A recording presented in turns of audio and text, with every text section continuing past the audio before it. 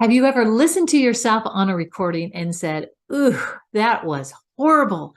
I sound so nasal"?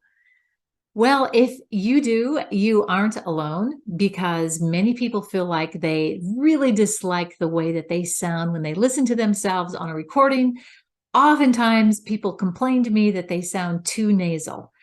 And I think it could be one of two things: that you really are too nasal, that you are using a little bit too much nasality. That's one thing. Or the second thing is you're just not used to hearing your voice on a recording, and it does sound differently to you because you are normally hearing yourself from within your head, and so that just amplifies and changes everything about the way you sound or the way you hear yourself. So stick around if you want to learn some strategies to reduce nasality in your speech.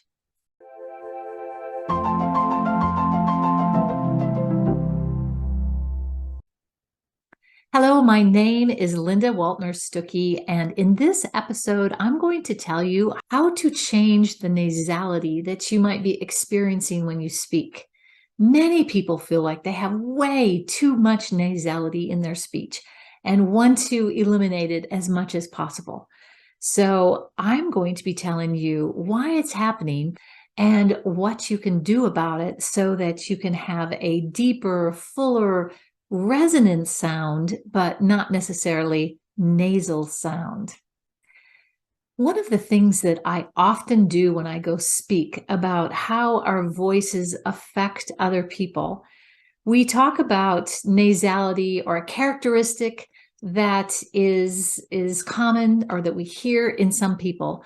And then we talk about what perception we have with certain voices.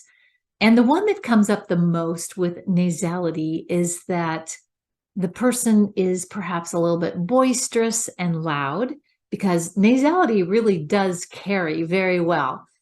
And that isn't necessarily the perception that the person I'm talking to or working with wants to have.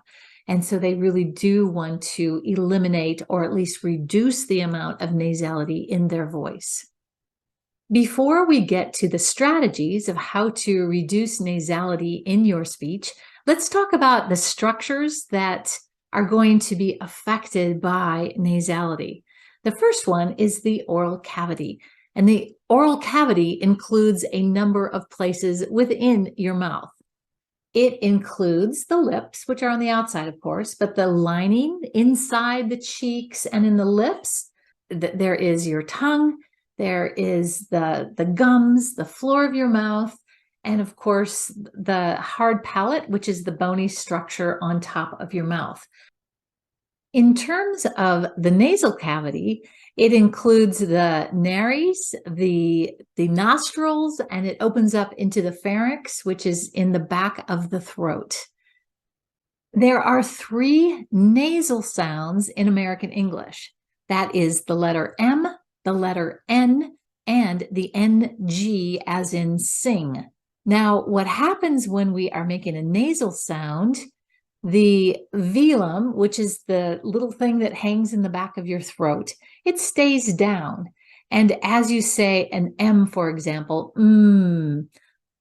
it allows, you're closed up here in the front, and it allows the sound to go right out through your nose. So, and that's good. We want to have those nasal sounds made as nasal sounds. In fact, if they're not, it sounds like you kind of have a cold because the sound isn't going through your nose at all. It just has that stuffed up feeling.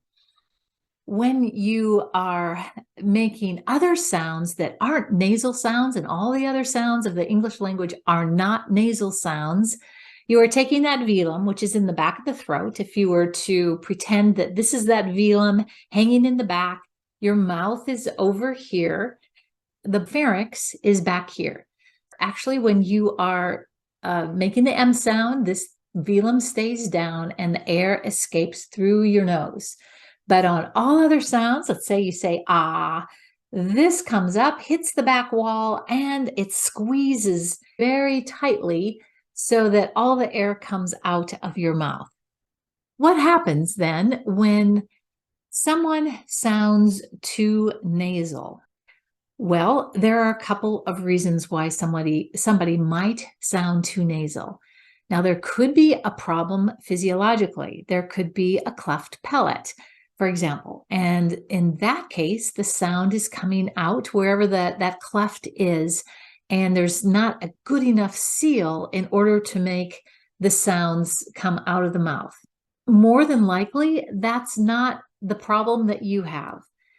Oftentimes what happens is whatever model we had as little kids telling us how to speak, we model whatever we hear. An Indian culture, for example, often has much more nasality than American English culture.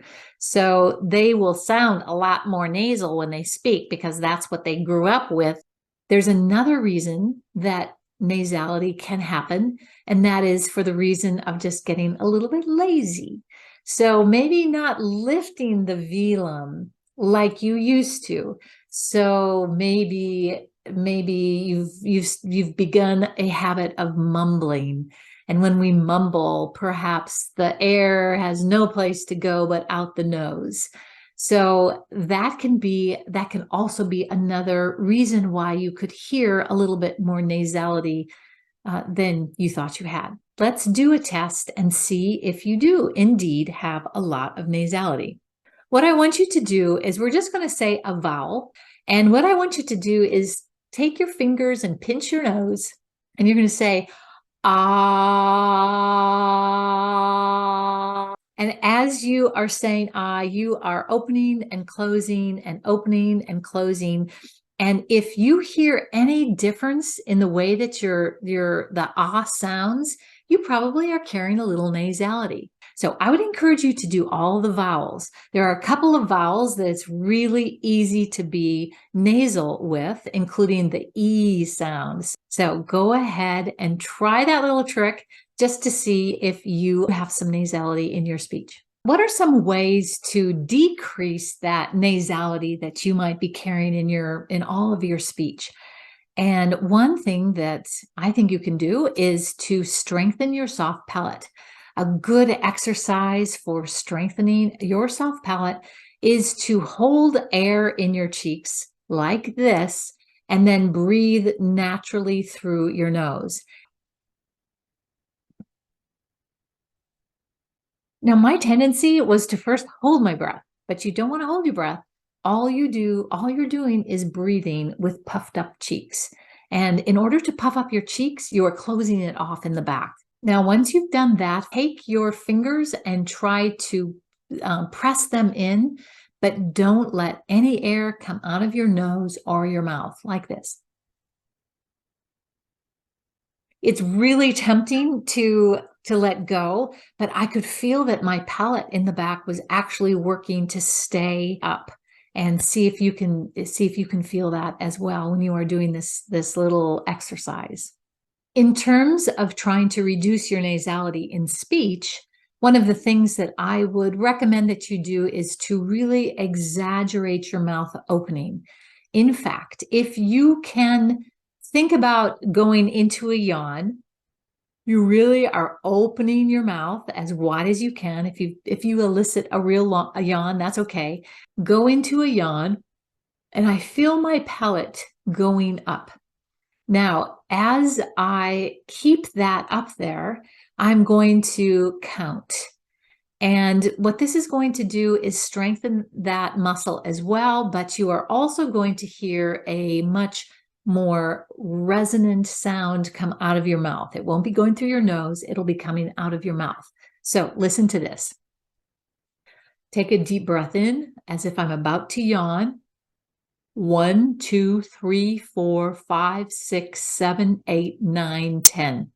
So I am really holding my soft palate and my velum up against the back of my throat so that I can practice some speech as I do that. If you could record yourself counting like you always do, and then try this exercise and record that as well, you probably will hear a huge difference in the way that you sound. This method of opening and using exaggerated mouth movements when you speak really creates a big, wide opening in your mouth, and it has benefits on your speech in other ways as well.